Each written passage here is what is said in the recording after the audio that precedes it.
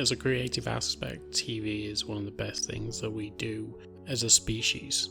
Along with music and film and books, they bring out the best creative of all of us. They entertain and they bring so much joy to many. They invoke emotion and enable us to feel things that we bury sometimes deep down. That's what this podcast is for. Welcome to A Million Little TV Shows. This is what I call the breakdown while I break down. Each week I will go through a different TV show, a different season of that TV show, and different episodes of that show. And I will break down not only emotions, but I will break down stories from my life, and let you know why these TV shows mean so much to me, and why I believe that they are some of the most important shows out there. This podcast is here to highlight a lot of smaller TV shows, or TV shows that don't really get a platform, because we know of a bunch of TV shows that get a multitude of different podcasts. Ted Lasso, Game of Thrones, The Office, they've all got several podcasts out there analysing all types of different things. But there's not many out there for the little guy, and that's what I'm trying to highlight. So each week I will go through a different show, different seasons, different episodes, and I will go across all different kinds of genres and different countries to bring you what I believe is some of the best TV out there. So I'm glad you're here with me. I'm glad you're here for this journey. And if you've watched the shows before and you wanted to come here and get an analysis on them and have someone go through them and pick out bits that you might have enjoyed, then I'm glad you are here. If, however, you have never watched the show and you just want to come and have someone talk in your ear about different TV shows, I'm glad you are here. But I hope that it inspires some people to go and seek out these TV shows. They deserve to be watched. They were made with love and care, and they are the same as this podcast, made with love and care. I am your host, Mike, and I will take you through every adventure, every horror, every piece of drama, and I hope that you enjoy the show. Hello there, and welcome back to this A Million Little TV Shows podcast. This is now episode 10 of season 12, and today we are going to be concluding our coverage of the season 1 of the amazing TV show Bates Motel. Now, I've been really enjoying this series so far, and I know that I enjoyed it the first time I watched it, and I'm grateful to be able to watch it again. It wasn't one of those shows that I thought about picking up again, because, it's 50 episodes long, and there's just so much good TV out there right now. But once I had the concept for this podcast, I thought, well, why not give it a go, because it is one of those shows that tends to make it on certain lists, like YouTube lists and top 10 lists of best horror shows, all that kind of stuff, or best TV shows based off other things. But I just enjoy this show so much, and especially with the last couple of months with the whole Nicola Peltz thing and David Beckham and all that stuff, I just think that it's good to get into a show like this because it's kind of topical. Well, not topical, she's in it, that's about the only connection I can make, but it will bring eyes to the product because she is a major part of it, especially the first 3 series. And so I just wanted to cover it and go through each episode and obviously give my analysis as and when I can. But yeah, I'm really enjoying this series so far. So let's have a little catch up with this. And so Norman Bates and his mother, Norma, have moved to a small town in Oregon. When they got there, Norma was attacked and she ended up killing her attacker. Since then, they've been trying to cover it up, but many people, mainly the sheriff, have been suspecting of her. Since then, Norma struck up a relationship with a man named Shelby, who was the deputy in town, and he has now died because he ended up attacking her as well, after she found out that actually he was a really bad guy. He was basically sex trafficking within town. He'd got a woman in his basement, locked up, and was renting her out for sex with other men around town. Because this was going on under the sheriff's nose, he has decided to turn a blind eye to everything that he believed Norma had been doing and essentially blame Shelby for it. So it all wraps everything up nicely, and Norma can kind of go about her normal business. Norman, however, has been in school not long now, but has attracted the attention of 2 ladies. One named Bradley Martin, who is more popular, and the other is Emma Ducote, who has cystic fibrosis, but she seems to be the one that is more into Norman than he is into her. He seems to be a lot more into Bradley than she is into him. So it's a real fucked up love triangle, or I don't know, love arrow, because it's not really a triangle, because the girls don't have a thing for each other.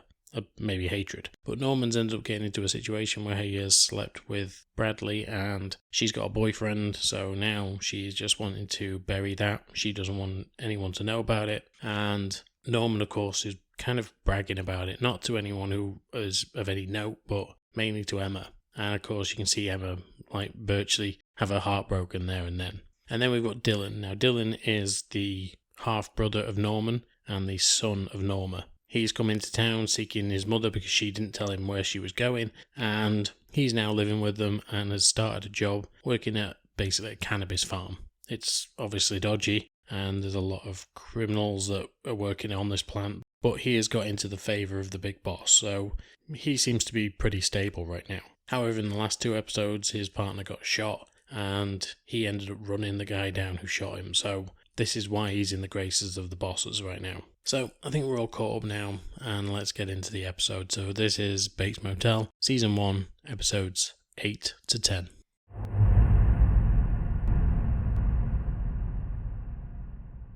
Episode 8, A Boy and His Dog. Okay, so in the last episode we saw that Norman had found this dog under the house. He'd also had a really disappointing day because he'd gone to see Bradley and she had rejected him, she'd broke his heart. And he thought that everything was great between them, that they were boyfriend and girlfriend, but obviously they are not. Again, she still has a boyfriend. And so he's gutted. He ends up going home, he sees the dog, and the dog runs out into the middle of the road and gets run down. So straight away, Norman is in a bad place. He knows that the only person that can really help in this situation, or at least he thinks can help in this situation, is Emma's dad, Will. Will is a taxidermist, and Norman has decided that he wants to learn the craft. So that's where we pick up from. Norman goes down to see Will and he tries to work out how to actually preserve this dog. Will says that he'll basically teach him everything he knows, and if Norman can get past all the blood and guts, then great. It will help him in the long run and it will help him do taxidermy. And as we know from the films, Norman is a taxidermist. There are animals all over the Bates Motel in the films, and this is obviously where he essentially got the craft from. Now, the films are set in a different timeline, but, you can kind of adapt certain things to this timeline as well. So we can only assume that the Norman Bates from the films was taught by this guy Will, especially since this is his origin story. But Norma finds out some information about Norman, and especially when he's been at school. He's been to school that day, and he ends up walking out because, well, Bradley comes over to him and confronts him about the fact that he's been telling people, mainly Emma, that Bradley and Norman slept together.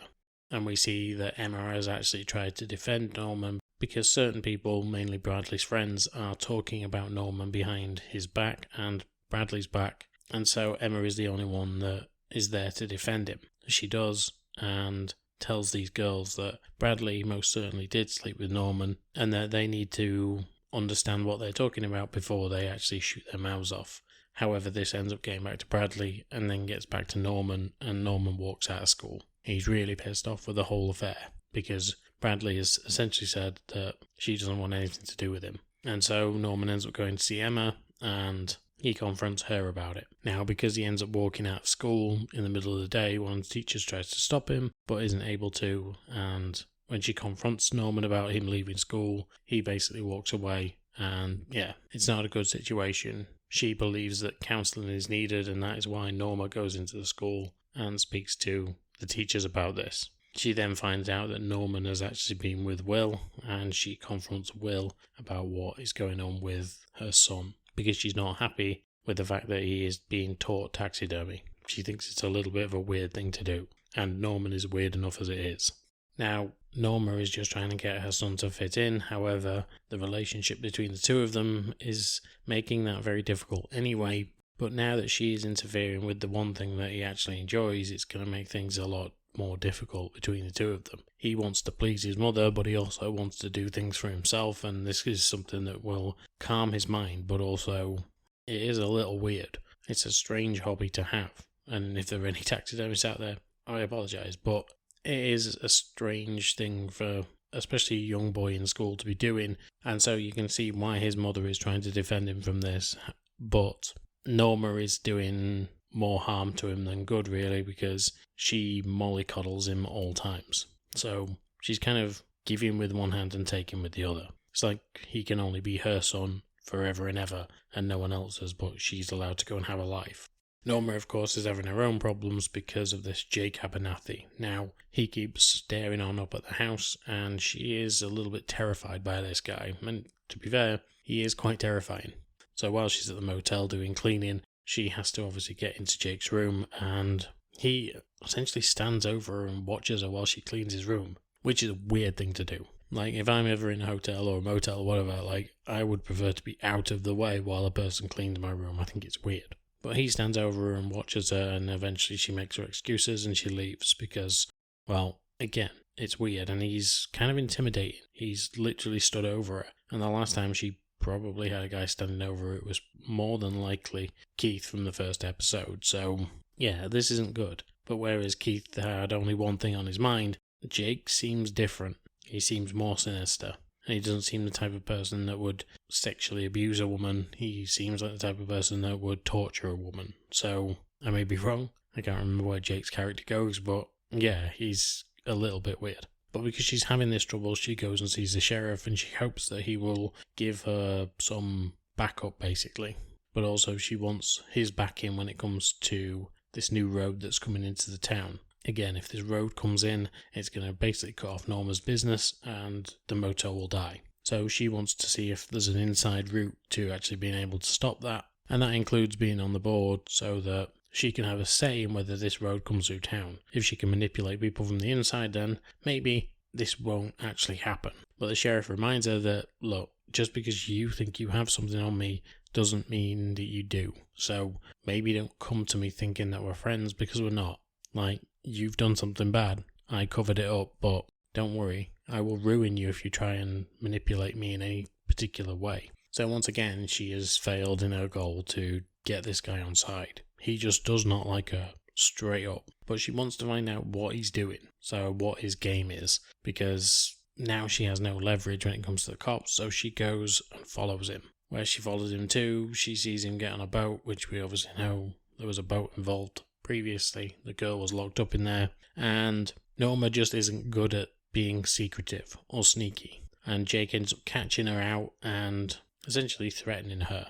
The next day, however, once she's got her groove back, she goes down to the motel room and she tells him, look, you can't intimidate me, you need to get out of here, I don't want you here anymore, this is done, you need to go and leave.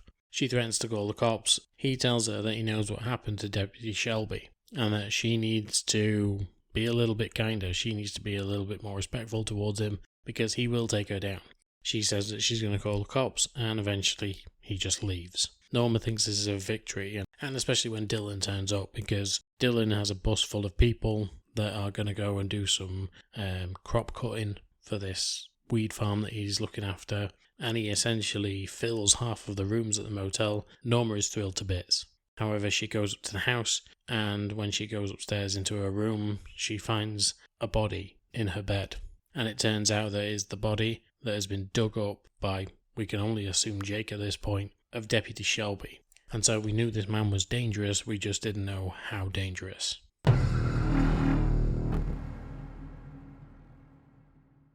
Episode 9, Underwater. So, after finding a dead body in her bed, the body of her former lover and the former deputy of the town, Norma obviously has the police round.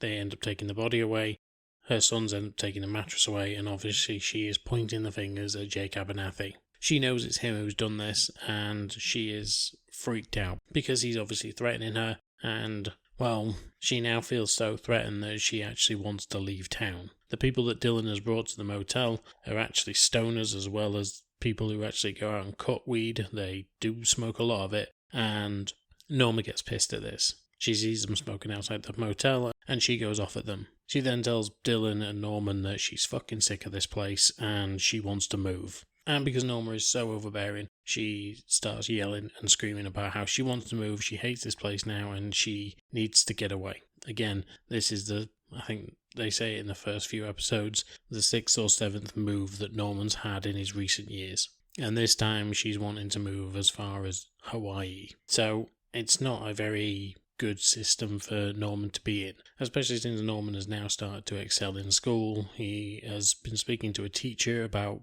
a story that he has written, and this teacher thinks it's good enough to be published. And it seems that this teacher is really starting to invest in him, especially after everything that's gone on with Bradley Martin. Even though she is still smiling at him in the corridor, he doesn't really have any contact with her anymore. But for now, it's probably for the best, because at the beginning of the episode, we see Norman wake up from a nightmare, or a dream maybe. We're not entirely sure, but when he wakes up, it's not like he wakes up from a nightmare, so potentially a dream. But the dream is of Bradley Martin in a bathtub. He walks into the room, and from the perspective of Bradley Martin, he sees himself killing her. He then wakes up, there is no sweat on his brow, there is no signs of distress. It's as if he has been put at peace by this thought. Obviously it's a horrible thought, and he knows as much that it is, and so he ends up researching dreams underwater and killing someone. Dylan notices that he is researching this, and he asks him outright, "Is it someone from school that you are thinking about?" And Norman tells him straight, he tells him, "Yes, it's Bradley that I'm thinking about right now. It was Bradley in the dream, and I'm just trying to find out what this all means." Norma, like I say, is really getting harassed by Jake now. Jake has moved away, but he is still driving past the motel every now and again. And he is also sending her things like flowers and threatening notes, basically saying that he will see her soon. We're not sure why he's after her right now, but in the last episode he was screaming about how she must have it. If it's not there, then she must have it. And we're not sure what it is yet. We can only suspect that it's probably money because, well, Keith was actually trafficking women, or at least we know that Deputy Shelby was. So the money is somewhere. But because of all these threats that are going on, Norma now wishes to sell up. She goes back to the estate agent she originally went to, and she asks them if they can sell her house. He essentially says he'll try, but there is no guarantee, and when she comes back later on, she finds out that there is absolutely no guarantee. He can probably get her half, but nothing to what she invested in, and if she just ups and leaves, then the bank will take the house, and they'll have to deal with it. But she doesn't want to lose that initial investment, so she's got nothing. She's got no chance of actually being able to sell the place, because the road that's coming through is going to come through. It is going to affect the house. And the business that is there will no longer be viable, i.e. her business. Now, sometimes this show does take a little silly turn, and Emma's performance in this is fucking brilliant, because she is now working at the motel. So she has been told by Norma that if anyone is smoking weed, that she needs to go and confront them. She does just that, and the guy that she confronts seems to be quite interested in her. He asks if she wants to try some, and she says no, but there is a spark between the two of them. He then ends up giving her a cupcake, and she believes that there is pot in it. Obviously, he is a weed head, so it could stand to reason, but it doesn't always have to be that way. But her performance coming upstairs and talking to Norman and Norma in the house is brilliant, because she's acting like she's high, because she thinks she is high as the character.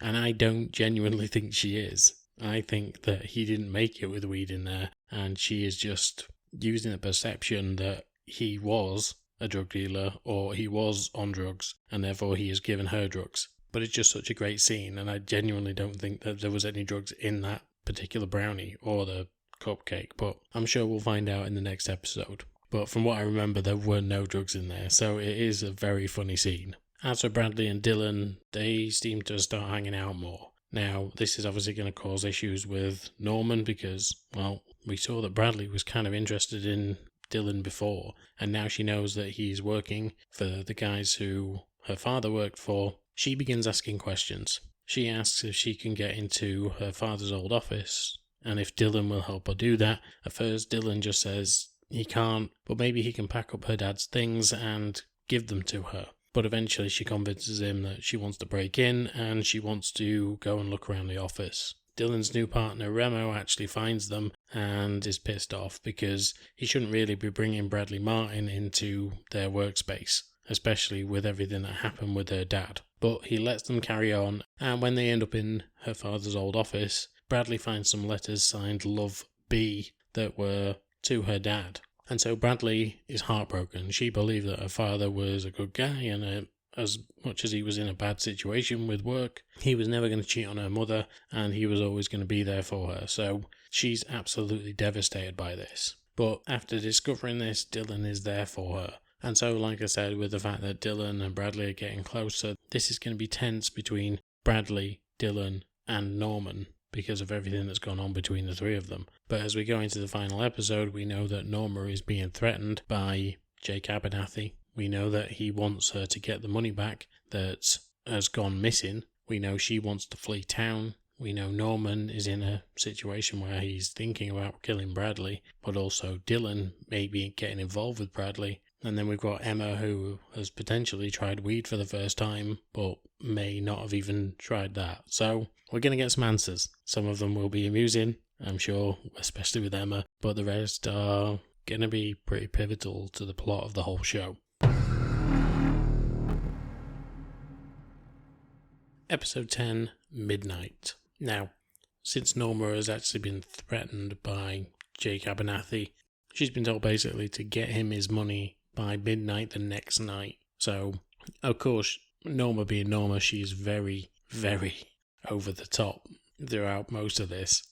But she heads off to go and speak to Sheriff Romero, and while she's there, he basically tells her that he has everything in hand and she doesn't really need to worry about anything. But Norma being Norma, of course she's going to. She just seems to not be able to help herself at times. But we get this feeling that Romero is hiding something, and we find out not long after this that actually he's got the bag. So the bag full of money that Abernathy is looking for is in the possession of the sheriff. So now it makes the sheriff look even more dodgy. Did he find it when he was investigating his former deputy, or is he in on this? But of course, he doesn't tell Norma that he's got the money, so Norma is still freaking out. Sheriff Romero goes and sees the sister of Keith Summers and asks her a few questions, mainly about whether there was anyone else in on this whole deal with her brother, because it seems that she was the one who was running the finances. She tells him no, but she also doesn't know who Jake Abernathy is. She actually calls him by a different name, but she gives a similar description to who Abernathy is. So it seems that this guy is going coast to coast.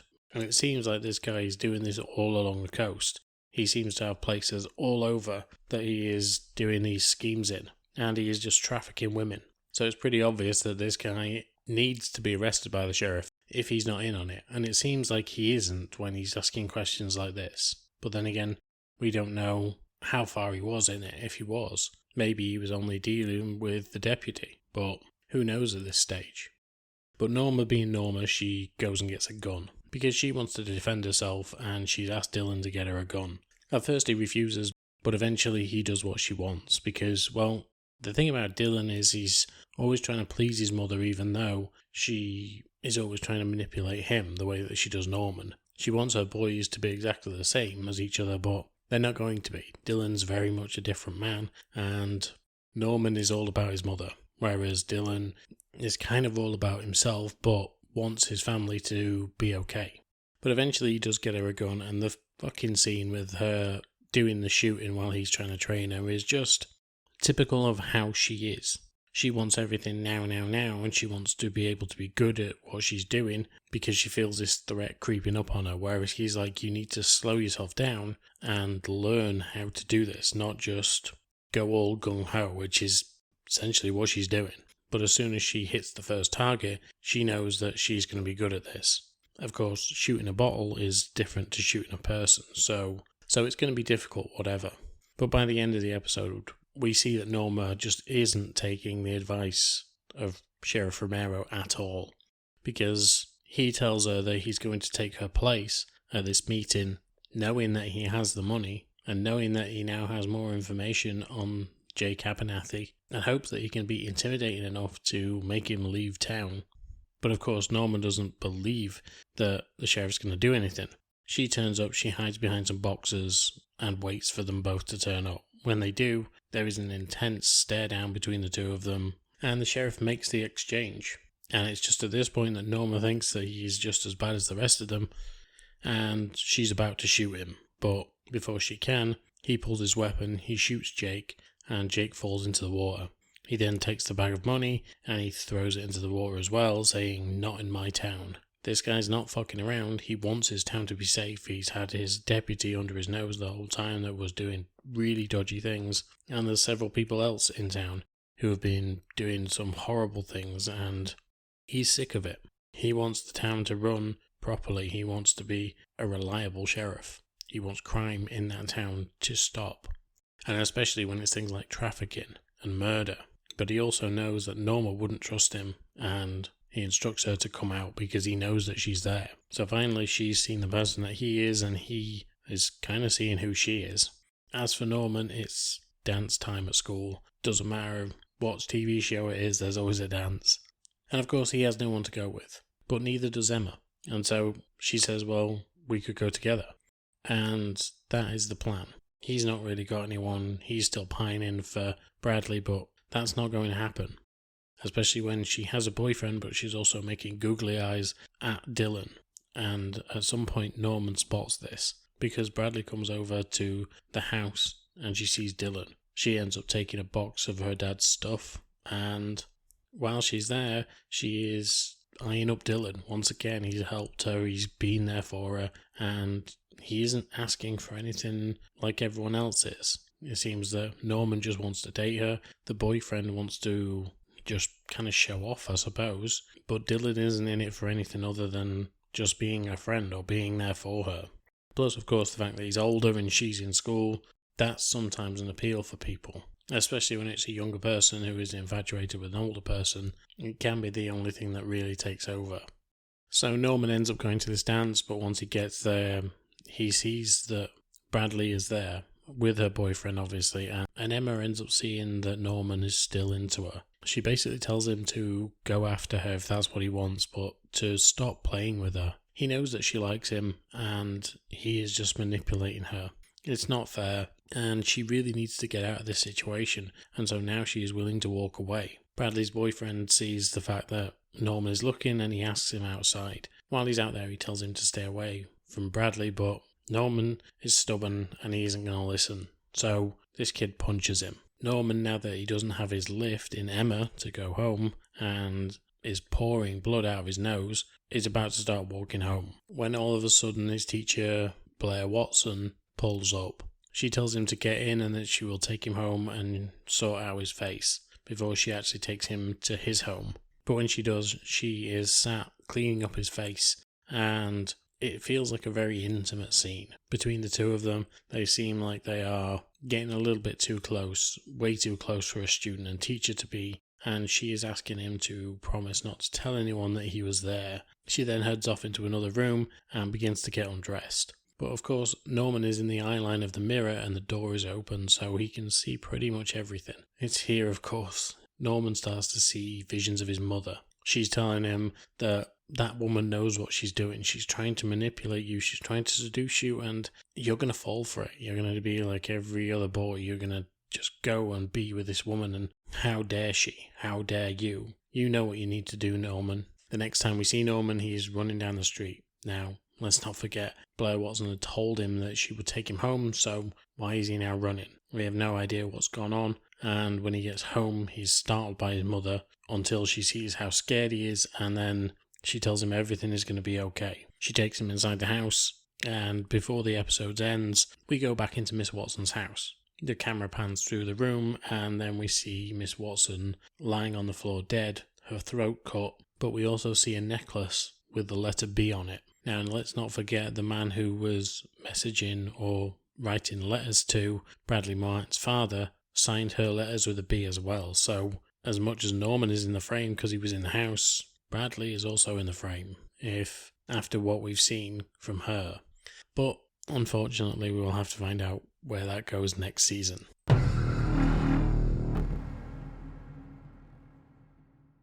This has been an incredible start to this show, and it's really brought a lot of interest, especially for me, back to this show, because, again, this show it first aired in 2013, I think, and I forgot a lot of what happened. And just watching back now really brings a lot of this back to me. And I genuinely thought that Jake Abernathy was going to be like the big bad for next season, but it seems like he hasn't been. And that's the other thing about this show. It's given a lot of big bads, throughout this first season. And by that I mean, so in the first episode we obviously meet Keith, and we know that he's a bad guy straight away. He comes to the house, he's shouting Norma down, but we're unsure of what he's going to do. He doesn't seem like he's going to be a master manipulator.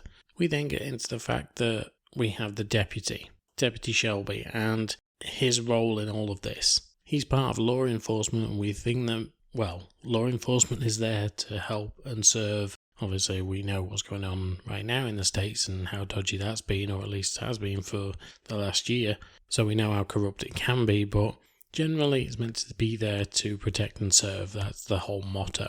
But then we end up with someone like Shelby, who is dodgy as all hell. And if that had been the big bad at the end of the season, you could kind of forgive in the series for that. A bit more investigation, a bit more sort of looking into who could potentially be behind these horrendous crimes. It might have been good to lead into next season with this mystery still hanging. Who's the big bad? Who's the biggest bad out of all of these?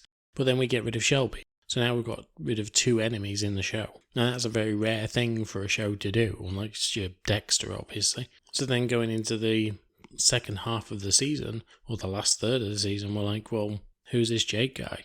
He doesn't seem connected to any of it, but he's all of a sudden turned up. He has got some connections to the town and the people in it, and then we realise how much of a bad guy this guy is. You know, he's digging up bodies, he's putting them in beds, he's threatening people, he's just wanting his money, and yeah, it's been an interesting ride. And obviously, the further we go on, the more this is going to turn, and it's actually going to be Norman who is the true big bad in this. But for now, we have to have threats. We have to have people in the show that are going to be a foil to Norman, be someone who will push him further and further into this despair that he ends up in. But for now, it's been an interesting series, and obviously we've got the finale where Norman's teacher has ended up dead after he had been invited into her home, and his mother had got into his ear and started saying that this woman was just trying to seduce him and that she needed to die. But of course we may have a connection with Bradley as well, so it's going to be really, really interesting next season, and I cannot wait to get into it. We are going to be picking that up literally next season. So we have 3 more episodes of season 12 to cover, and in season 13 we will be picking up straight away because I'm planning to put it in probably episodes 1, 3 and 5. So we're going to get there pretty fucking soon. However, for today, I'm done. So please like, share, subscribe, all that. It helps the numbers, it really does. And I'm really hoping to get some, shares and all that as well, because I want to spread this podcast as far and as wide as I possibly can. I love doing it, and I need your help to be able to do that. So thank you for today. Thank you for listening. And until next time, guys, I will speak to you soon. Bye. As always, thank you for listening to this podcast, and you could really help me and the podcast by giving a like, share, subscribe on all major platforms that you listen to podcasts on. As an independent podcaster, this will just help me exponentially when it comes to actually doing more things with this podcast. I truly do enjoy this, and I absolutely love revisiting these TV shows with you guys. So any engagement from you is always welcome, and I will try and listen to all of you when you give suggestions or just tell me what you think about the podcast. But once again, thank you for listening, and until next time, I will speak to you soon. Bye.